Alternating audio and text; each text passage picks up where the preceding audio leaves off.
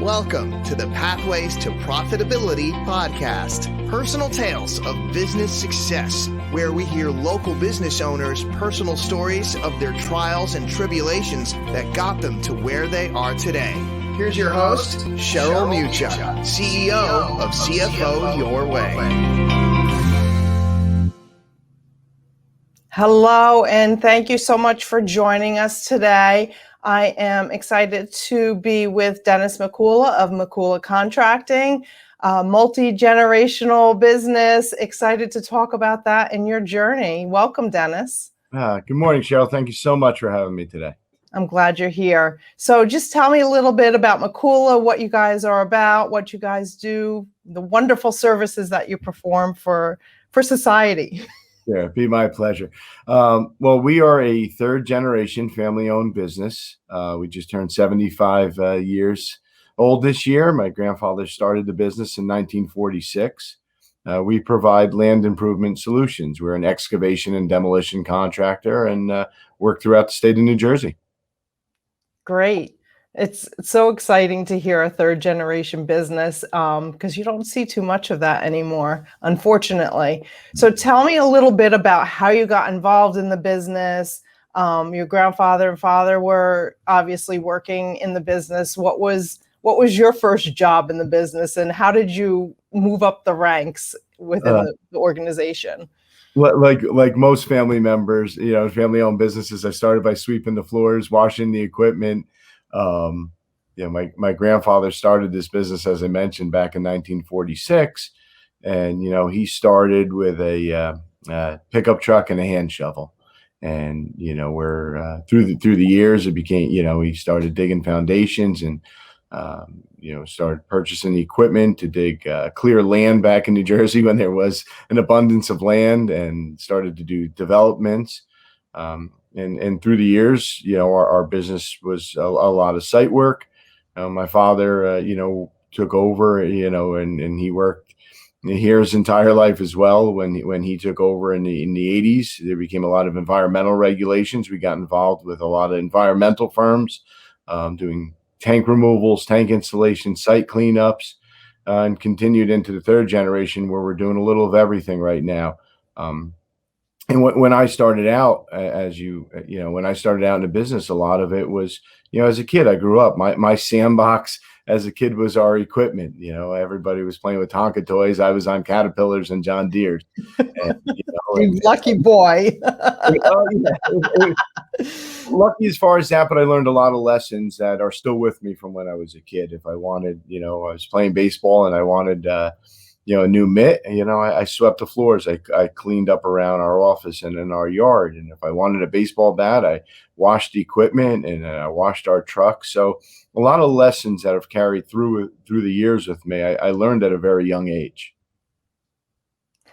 I love the way you started with a truck and a shovel, because now there's so much big equipment that is used in lieu of manual labor. It's so interesting. And I'm sure you saw a lot of that transition, from when you were a young boy. It's very interesting, actually, because a lot of the equipment that I grew up on, it's completely different. I mean, I learned how to operate a hydraulic excavator when I was 4 years old. And inside of these machines now, it's completely different. Everything, the technology in there between heated and cooled seats, satellite. It's amazing where it's gone through the years. Just in my tenure from being a kid to where I am now, to see where the technology and the equipment alone has gone. So it's definitely interesting. Tell us a little bit about the transition from back office, putting systems in place and bringing that technology up to date.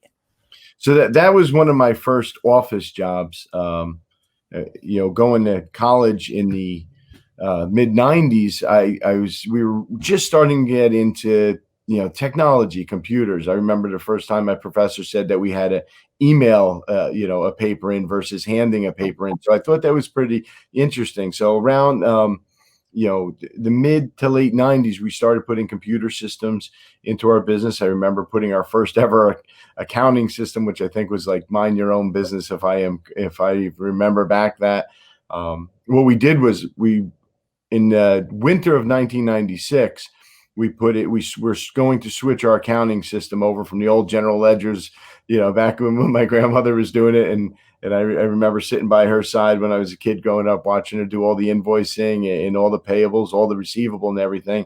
And we were going to switch over to the computer system. So we said, let's do it in the winter when things are a little slower and a little easier. Well, the winter of 96 became one of the biggest blizzards on record. So what was supposed to be a slow start for us threw us right into the middle of it.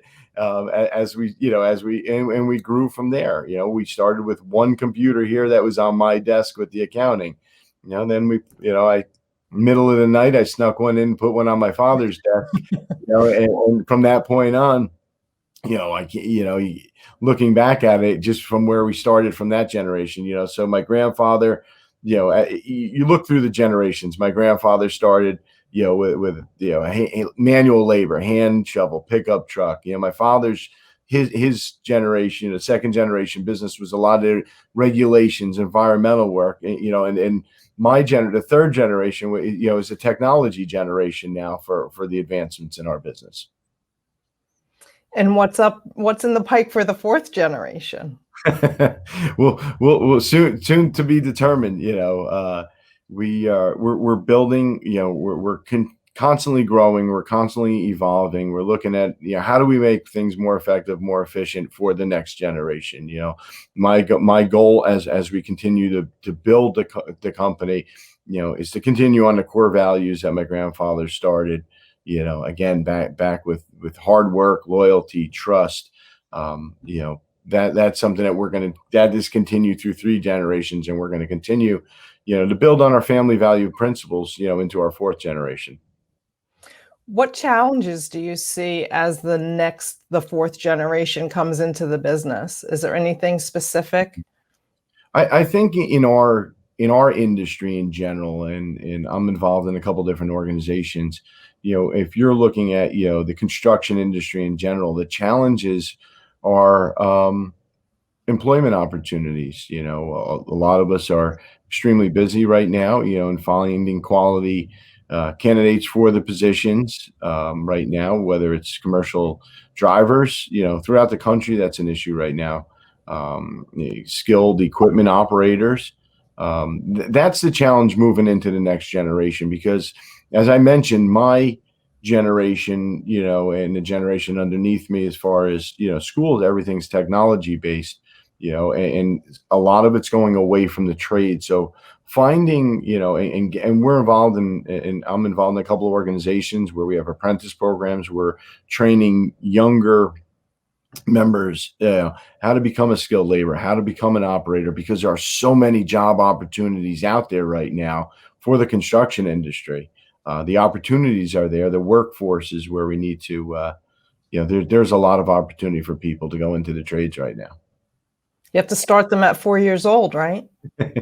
Well, in a family business, you can. I don't know how everybody looks upon that, but it's true though. But you think about it, at 4 years old, you look at the kids, right? They all, they play in the sandbox, right? The construction. I know a lot of our employees' kids, my daughter's 8, and I just turned 8 right now, and I know that when couple of years ago, she loved coming. She comes up here, on Saturday. She hops on a piece of equipment. It's just with me. She'll sit on my brother's lap, and and just to see her face light up. So, although the 4-year-olds, are not on the payroll, there's a lot of interest at a young age for equipment, for the trades, and I think following up through that, whether it's programs, initiatives, would be very important to increase the workforce in the trade industry.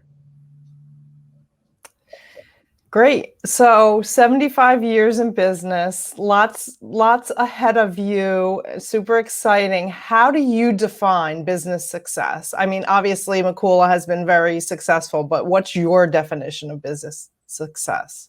A couple of things, Cheryl, and I think that's great. And number one, I think business success is alignment.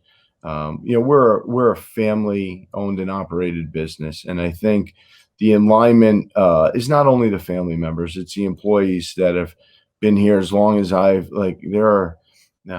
there are a couple employees that are not family members that I learned my trade from, of how to operate equipment, how to work as a laborer, how to service the equipment. And I think when everybody's pulling and rowing in the same direction, to me, that's success. It's not always the bottom line. It's not always, the wins at the end of the year that are on paper. But if everybody's pulling together, to me, success, is having our employees. We're very proud of being a family owned and operated business in New Jersey. We have a lot of family members here. My father's the president. I'm here. My brother's here. The two uncles, one from each side, are here. We've had various family members through the years. But what's more important, what I'm more proud of is our employees that are not family members by name, but are family members that have been with us. Our average employee tenure of somebody that's been here for over 1 year is approaching 18 years per employee. To me, that's success. To me, that's I'm very proud of. We provide a safe, trusting work environment for everybody to come here. We're in heavy construction. We do excavation, demolition. Our number one goal everyone goes home safe. Safety is our number one. Our number one factor when we come here. Our employees know they're going to work in a safe environment, and that comes from the top down. I learned that as from my father, from my grandfather before that. The number one thing is we go home. Everyone goes home safe every day. The definition of a true family business where everyone is part of the family. Yeah, and I'm really honored. We were very fortunate. This past year, back in October, we were named New Jersey Family Business of the Year, and I cannot tell you, how proud we are of receiving that award with all the family owned and operated businesses out there. And a lot of it, if not most of it, is because of our employees, our employee tenure, what everybody's meant, to our family. When we all went through, how were we going to handle, when the unknowns during the beginning of the COVID crisis. Our first thing was, how do we take care of our family? Well, that's not just my wife and my daughter. That's just not my father and my mother. That's just not my brother. That's just not my uncles. That's every employee that's here, as a family member. We sat down and, we were able to work right through it. We wanted, number one, if, we were able to be open, which we were, how are we going to provide a safe environment for everybody to work? How are we going to make sure that everybody stays healthy through that time? Because it's, again, you take measures to protect, everybody that's part of the family. When I say family, I mean everybody. Yeah. Great. And congratulations on that honor. Thank you very much. Thank you, Sho. So I know how hard you work. Tell me a little bit how you balance work and personal life. What do you do for fun? What do I do for fun? When I have time. So one of the things that I've been a part of, a couple things, but one of the things I've been a part of for almost 25 years, if not 25 years, is I've been a football coach for almost 25 years. I've coached on the college level. I've coached on the high school. I've been a head coach, assistant coach. To me, I learned a lot from coaching. Running a football program and running a business are very similar. They're both people oriented. It's about alignment. It's about communication. It's about trust. It's about working together. So that's something that I've done for a very long time, and I've seen a lot of correlations between, again, the athletic field and the lessons that are learned, and how we handle that, within our own business. So that's something that a lot of time, a lot of years, a lot of hours, and a lot of results out of it that have helped me both personally and professionally. Yeah, it's all about being a team and like you said, being aligned and having common goals and being able to work through those goals together. I think it's everything. When you work, it's amazing what you accomplish when you work together. Right. We're a lot of Again, our business if you drive by construction sites, it's teamwork. It might look like 15, 5, 3, 4 individuals out there, but they all need to work together, to accomplish it. And you see that all the time. To accomplish it and to be safe. Right. Well, again, that's the number one thing. If you Right. work together, understanding it's like any job. You have to understand the hazards, right? How can what can happen right there? So again, a lot of talk, safety, training goes into it. It's not just start up the machines in the morning and go. The pre-site inspections. You always look when you show up on a site. What can go wrong here? Where's the danger? And I think our employees having such experience is great. So when we hire a younger employee to come on a job site, they're walked through by our experience and, okay, what do you see? When you show up to the job site, do you just see the site or do you see the wires that are overhead, right? Do you see the fence that's approaching a property line? Where's the street? What could be dangerous? And I think a lot of that, again, talks about the teamwork and alignment, how everybody works together to establish that safe zone. Great. So tell me a little bit about Lawrence Taylor, who's right over your shoulder there in the background. Yeah, Lawrence Taylor, we would joke, I'm a Giants fan, and he's probably one of the greatest defensive players of all time. So I just say that's my collections department. If we send him out through accounting if we need to collect on anything. So if you need any help with something, we'll send Lawrence out there. But, football's been a large part of my background, who I am, on, like I said, in our business, out of the business, because of the lessons I've learned, as a player, the lessons I've learned as a coach. I've learned more from, and I think it's a huge lesson. You learn more from losing than you do winning. And again, I don't look at it as losing in business as much as it's an opportunity to improve a process.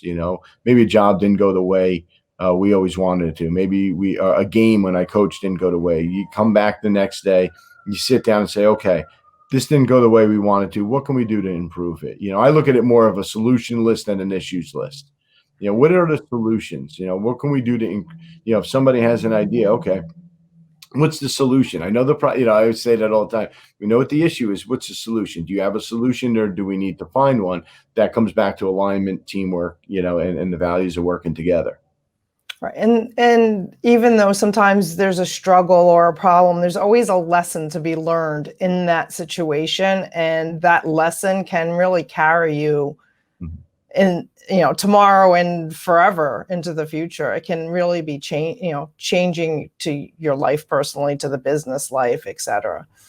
I think the lesson that I've learned through the years is you're not the only one going through it. In business, and whether it's an internal, whether it's financial, whether it's marketing, operations, somebody else, in your seat has experienced before. And that's the one thing, I'm a part of a couple of great organizations. If I see something, if we don't have an internal solution, I'm picking up the phone and I'm calling somebody that I trust and saying, hey, have you been through this before? What solutions, what recommendations? And I think sometimes you'll spin your wheels, trying to find solutions where they're right out in front of you. I think, I have I say but we have such a great cast around of diverse background individuals that have been through different businesses. And, as we're growing and putting people in different seats that have been in different experiences than I have, I've tried to take the experiences I've learned in coaching and bring them into our business, as far as teamwork and alignment. I've leaned on other business owners our size, smaller than us, larger than us, ask them how they've dealt with certain things. And I think a lot of that, I know, has helped me grow, not only, as a business owner, but as a person, and I think a lot of that, you mentioned before, work-life balance, different things you do, I think you could reach out to a lot of people that are close to you, and discuss those things. Yeah, and mentorship too is a big thing for me. Do you participate in any kind of mentorship programs? I know obviously you mentor people within the organization, but are there other mentorship programs or other organizations maybe that you're involved in that you share your experiences and pass that along? So funny, I'm the vice president of the board of directors of the New Jersey Land Improvement Contractors of America. It's a mouthful. Yeah, it is. NJ like that. And the great thing about it is we just started an apprentice program exactly, for that to mentor younger workforce that wants to get into the trades right now. So we're doing a lot of, again, I talked, one of the issues you mentioned about, what do I see as a struggle, and it's getting, people into the workforce for the trade. So again, mentoring the younger workforce to show them the ability where they can, get into the trades, and their earnings are endless. Their job security is endless when you learn that. So I work a lot with that organization and different things, as far as the mentoring on that aspect. That's great. And you mentioned before we turned on the recording about the scholarship program. I want to tell the audience a little bit about that, because I love that, and that you're involved in that and give back to society and the community around you. So this past Wednesday evening, we just had every year we have an annual scholarship dinner, and the contractors, we have almost 340 contractor members in our association, plus associate members, and we raise money for scholarships for kids or young adults that are going into college right now, and that's something we take a lot of pride in. We do various things throughout the year, whether it's auctions, golf outings, fundraisers to raise for the scholarship, because we believe part of being a part of an organization is where can you give back. Another thing that we've just completed about a month ago is about 25 contractors got together up at the state fairgrounds in Sussex County. We volunteered our equipment, we volunteered our labor, we volunteered dollars to help repair. We called it Repair the Fair up at the fairgrounds. They were hit pretty hard during COVID. They have, and they weren't able to do a lot of repairs that might be. So our contractors got together. We regraded the property. We paved certain areas. And because there's a lot of animals and livestock that go throughout that, and the ground wasn't great for them. They would be getting injured this summer if nothing was done. So we got together. We did that a couple of years ago. We did a revamp to camp for Boy Scouts in an area where they, again, were struggling. Contractors got together, and worked together to do something great that could benefit. So I really enjoy being part of that organization, because it's about giving back. So a couple different things, like I said, with the apprentice program that we started to help the workforce to give back to areas, like the Boy Scouts, the Sussex County Fairground, where a lot of people can enjoy these areas. And if we can help out, that's something that we look forward to doing. That's great. I love to hear those kinds of stories, and how different organizations can come together and work towards a common goal. It's beautiful. It's great. It is. And we're all out there. And this is an organization where I lean on a lot of these business owners, and, whether it's at a board of directors meeting or just a monthly meeting to sit down, and we're all in the same profession. We're all land improvement contractors. We're all excavators. We're all out there. A lot of us are all out there bidding the same work, but we come together, because at the end of the day, that's what's important. What's important for us. Yeah. And it's great. And I can't wait to get up there to the fairgrounds to see. Yeah. We're looking forward to it. I know my daughter's excited about going up this year. So. Very nice. So is there anything else you want to share with our audience about the business, about maybe a big project you recently worked on? Just a little bit about the business. One of the things that I'm very proud of is our family business by nature. I have the ability to work with my family, and somebody, I take pride in that. I just mentioned my daughter just turned 8 years old, and she has a little desk in my office. And my goal for our business is I want to make my goal for my third generation into the fourth generation is to have our business be something that she is proud of, where she can, whether she chooses to work here and be the fourth generation, or whether she chooses to carve out her own path, and I will support her no matter what she does. But I want her to look at our business and say, this is a business I want to be a part of, or this is a business that I want to, when I join and go to my own path, this is something that it should resemble. That's very important to me. As I look into the future, I just want to have a business that my daughter is proud of. Right. And regardless of whether she becomes part of the business or not, there's so many lessons she's going to learn from, I already learned, I'm sure, but from age 8 to when she's ready to enter the workforce, there's just so much that she's going to learn from you, your dad, and the whole team there, the whole family there at Mikula. Yeah, I just, like I said, I want her to be proud. I want, as she sees, the trucks or the equipment going down the street when she comes to the office, the pride of having her last name here and saying this is a part of an organization that does things the right way. I know I get excited when I see one of your trucks on the side of the road or working somewhere that I'm passing by. I still get that feel, It's like, hey, I know them. My wife, oh, you're working in Montclair today. We saw the site, and it's great. And it's a lot of sense. It's pride, when you have your name on, something, you take pride in it. And, it means a lot to me. I wish, I wish, and I could only imagine if my grandfather and grandmother, if they were alive today, what they would see where my father's taken this business, and hopefully, from their generation, and where we've taken it to the third and where it's going to go to the fourth, like that's why I take the pride in what the work we do here, inside the office, outside the office, things we can do, to make it a better, just a better state to work in general. Great. Well, thank you so much for being here with us today, Dennis. I really appreciate you taking the time. And to our audience, thank you for listening in. Be sure to subscribe and stay connected to get notified of future episodes of Pathways to Profitability podcast. Have a wonderful day. That's it for today's episode of Pathways to Profitability. Remember to ask yourself, where can I pay my success forward today?